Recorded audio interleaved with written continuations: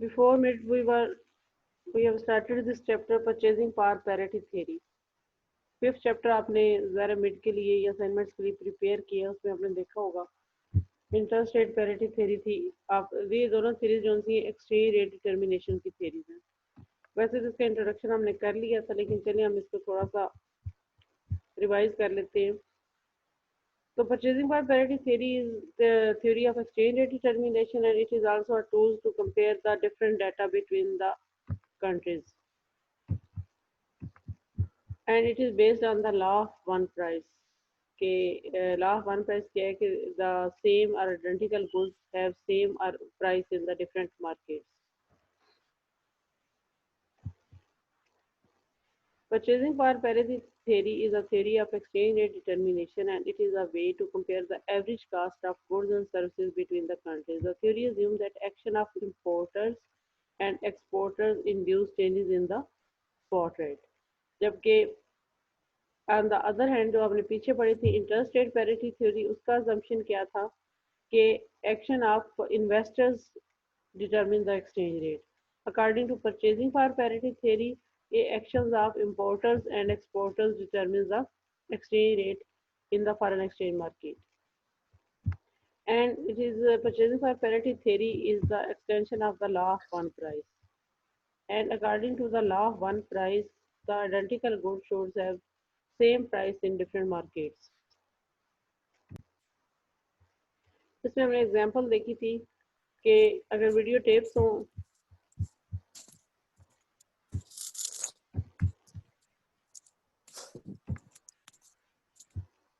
बच्चे काशिफ, ये आपका माइक बार बार ऑन हो रहा है जिससे डिस्टरबेंस हो रही है। मैंने ऑफ तो किया, वरना इस तरह मुझे सबके पक्के ऑफ करने पड़ेंगे। काइंडली अपना माइक जो है उसको ऑफ रखें।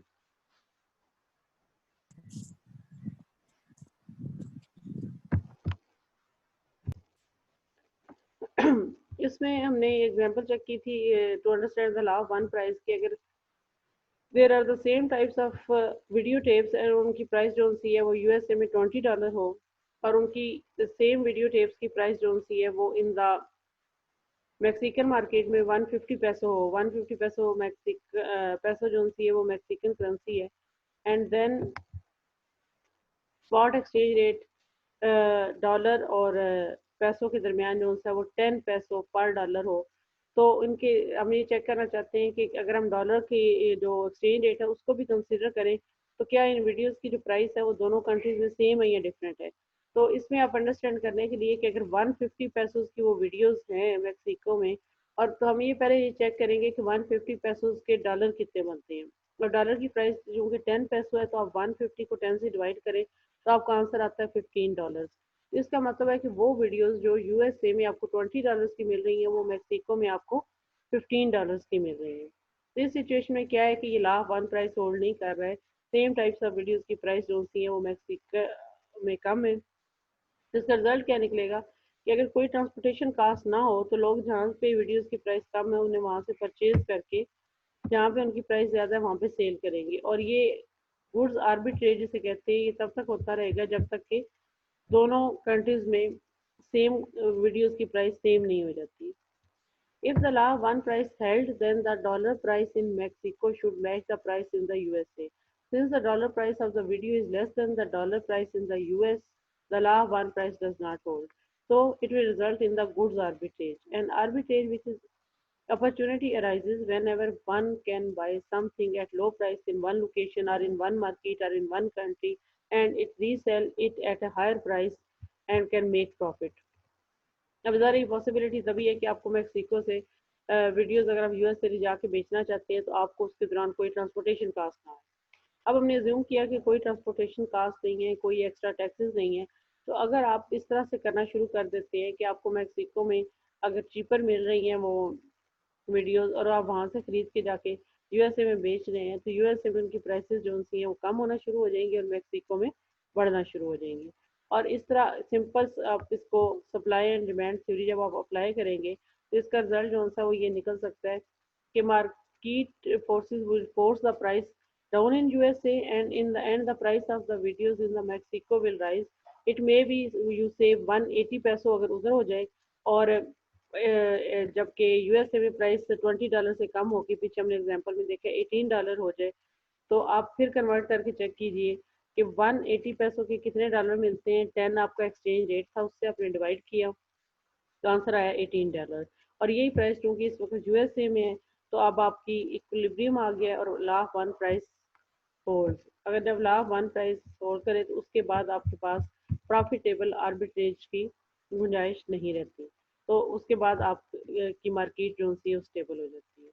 ये थ्योरी है ला वन प्राइस की, जिसपे बेस करती है आपकी purchasing power parity theory. Purchasing power parity theory को अंडरस्टैंड करने के लिए एक और चीज जिसमें यूज होती है वो है consumer price index. Consumer price index uses a basket of goods that are purchased by an average household during a specific period of time. आप ये देखते हैं कि अगर आप स्पेसिफिक गुड्स हैं उनको कलेक्ट करके आपने एक बास्केट ऑफ गुड्स जो कि आम रोज़मर्रा की ज़िंदगी में इस्तेमाल होता है बनाते हैं और आप उसकी प्राइस चेक करते हैं, अगर ला वन प्राइस होल्ड करता हो तो उस बास्केट ऑफ गुड्स की प्राइस डिफरेंट कंट्रीज में सेम होनी चाहिए, क्योंकि अगर आप उसमें ट्रांसपोर्टेशन कास्ट और टैक्सेस वगैरह अगर कोई मौजूद है उनको निकाल दें तो एक जैसी चीज़ों को डिफरेंट मार्केट पे में सेम प्राइस पे सेल होना चाहिए। जैसा कि अभी हमने वीडियोस की एग्जांपल की, अगर उनकी प्राइस सेम नहीं होगी और ट्रांसपोर्टेशन कास्ट नहीं है तो जहाँ पे वो एक्सपेंसिव है उसके बजाय आप जहाँ पे चीपर है वहाँ से उसे परचेज करें, जहाँ पे उनकी प्राइस ज़्यादा वहाँ जाके सेल करें और आप प्रॉफिट अर्न करें। और तब तक ऐसा होता रहेगा जब तक कि दोनों मार्केट्स में प्राइस जो सी वो सेम नहीं हो जाती। अब ये चेक करने के लिए जिस तरह हमने वीडियोस की एग्जांपल में किया, इसी तरह ये जो कंज्यूमर बास्केट ऑफ गुड्स है उसकी जो प्राइस पैसोज में है उसको आप डिवाइड करें करंट एक्सचेंज रेट से। अगर ये जो डॉलर प्राइस है उसके इक्वल आ जाए तो इसका मतलब है कि ला वन प्राइस होल्ड कर रहा है। अगर उसकी इक्वल ना आए तो फिर इस सिचुएशन में जहाँ पे वो चीपर है वहाँ पे आप डिमांड इंक्रीज करें, जहाँ पे वो एक्सपेंसिव है वहाँ पे आप सेल करें, सप्लाई इंक्रीज करें, तो अल्टीमेटली प्राइसेस इक्वल हो जाएंगी। अच्छा, अब ये जो इस राइट हैंड साइड है इस इक्वेशन की, उसमें अगर हम ये जो एक्सचेंज रेट है करंट स्पॉट एक्सचेंज रेट है इसको यहाँ राइट साइड पे ले जाएं और ये जो कंज्यूमर बास्केट ऑफ गुड्स की price in terms of dollar है इसको इस साइड पे ले आए तो हमारे पास ये रेशो कुछ इस तरह से बन जाती है। According to this ratio, exchange rate between pesos and dollar based on the purchasing power parity theory should be equal to consumer basket of goods price in terms of pesos divided by consumer baskets of goods in terms of dollar। ये equation अगर hold करती हो तो you से that purchasing power parity theory is satisfied and यार अब ये कह सकते हैं कि if this condition holds between two countries then PPP purchasing power parity is satisfied and the condition says that the purchasing power parity exchange rate will be equal to the ratio of the cost of the two market baskets of goods denominated in local currencies। जो ऊपर वाली आप ये basket of goods है या आपके वो numerator में आ रहा है, ये आपकी लोकल प्राइस है किसी भी बास्केट ऑफ गुड्स की। अगर यहाँ पे आप पाकिस्तान मैक्सिको के बजाय ले रहे होते तो यहाँ आप रुपीज़ लेते, डिवाइडेड बाय आप अगर इंटरनेशनल करेंसी डॉलर है आप दूसरा कंट्री अमेरिका ही ले रहे हैं तो यहाँ पे उसी कंज्यूमर बास्केट ऑफ गुड्स की प्राइस आप इन टर्म्स ऑफ डॉलर लेते हैं। तो ये जो रेशियो है इसको डॉलर और पाकिस्तान के एक्सचेंज रेट के इक्वल होना चाहिए। Then we say that purchasing power parity theory holds. अब इसमें जब हम यूज कर रहे हैं जो हमने फार्मूला लिखा है इसमें the cost of a market basket of good is use in the construction of the country's consumer price index. So purchasing power parity theory is often written as a relationship between the exchange rate and the country's price indices। इसी तरह जो country price indices का relationship है तो इसको हम sometime exchange rate और inflation rate का रिलेशनशिप भी कंसिडर करते हैं, क्योंकि कंज्यूमर प्राइस इंडेक्स इंक्रीज करता है तो ही हम कहते हैं कि इन्फ्लेशन रेट क्या है। इसलिए अगर ये रिलेशनशिप एक्सचेंज रेट और कंज्यूमर प्राइस इंडिसेस का है तो ये रिलेशनशिप एक्सचेंज रेट और इन्फ्लेशन रेट का भी है। इसमें हमारा की टेकअवेज के the law one price says that identical goods should sell for the identical prices in two different markets when converted at the current exchange rate and when there are no transportation costs and no differential taxes।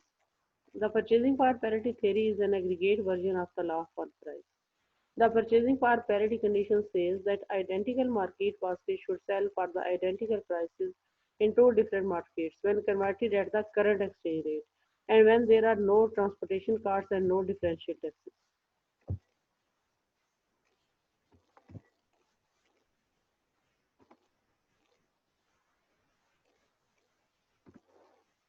इसमें ये थोड़ा सा introduction दिया हुआ, ये हमने पहले भी किया था, आप इसको देख लीजिएगा कि consumer price index is an index that measures the average level of prices of goods and services in an economy relative to the best year.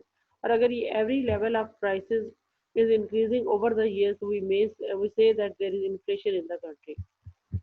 Consumer price indices आपने पीछे मैक्रो में भी पढ़े होंगे कि किस तरह से कैलकुलेट करते हैं, price multiplied by the quantity of goods, आई उसका 1 से n ले लें, जो भी आपने गुड्स ली हुई हैं, मसलन Q1 पहली कोई अगर आप ब्रेड आपने ली है, Q2 में भी किस पे सोप हो, Q3 ऑयल आप ले लें जो रोजमर्रा, इस तरह n तक आपने जितनी भी गुड्स ली हैं उनकी क्वांटिटी को उनकी प्राइस से आप मल्टीप्लाई करें और फिर सबको ऐड करें तो आपकी जो कंज्यूमर बास्केट ऑफ गुड्स है उसकी प्राइस आपके लिए करंट ईयर्स के लिए आ जाएगी। फिर आपने इस ईयर के लिए जो भी वो प्राइस कैलकुलेट की है, अगर ये 2021 है और बेस इधर 82 ली हुई है, आप 2000 ले लें, 2010 ले लें, उसकी रेशियो निकालें और उसको 100 से मल्टीप्लाई करें। अगर अबव 100 आए तो इसका मतलब ये है कि prices has increased over the time, और अगर बिलो 100 आए तो इसका मतलब है कि they has decrease over the time. अब इन्फ्लेशन आपने फिर इससे कैसे कैलकुलेट करना है, the inflation rate for an economy is the percentage change in the consumer price index during a year.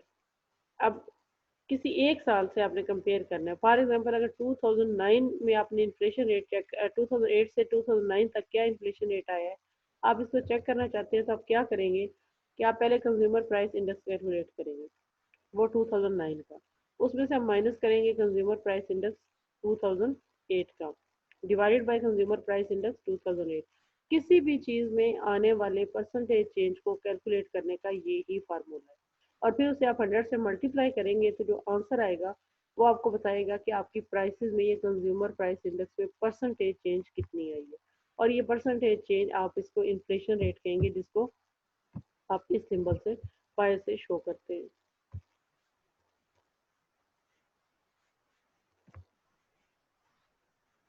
A country's consumer price index in year Y T, कुछ भी आप इस पे ले सकते हैं, आपकी बुक में Y लिया हुआ, is derived as the ratio of the market basket cost in year, कोई भी जो आपने बेस लिया है, वाई नॉट नॉर्मली इसके लिखते हैं ताकि इसमें डिफ्रेंशिएट किया जा सके, and the market basket cost in the base year.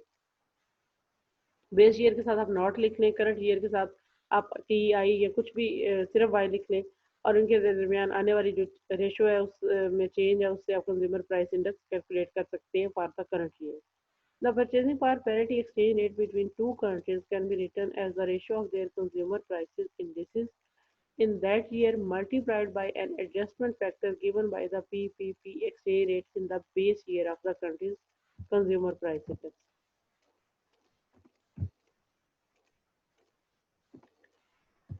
Now we have to start that the purchasing power parity theory as theory of exchange rate determination. ये पीछे हमने जो कुछ पढ़ा ये एक तरह से बेस थी जिससे हमने मतलब लॉ ऑफ वन प्राइस पढ़ा और कंज्यूमर प्राइस इंडिसेस का इंट्रोडक्शन पढ़ा, और ये कि किस तरह से purchasing power parity theory base करती है लॉ ऑफ वन प्राइस पे, and it is the theory of exchange rate determination.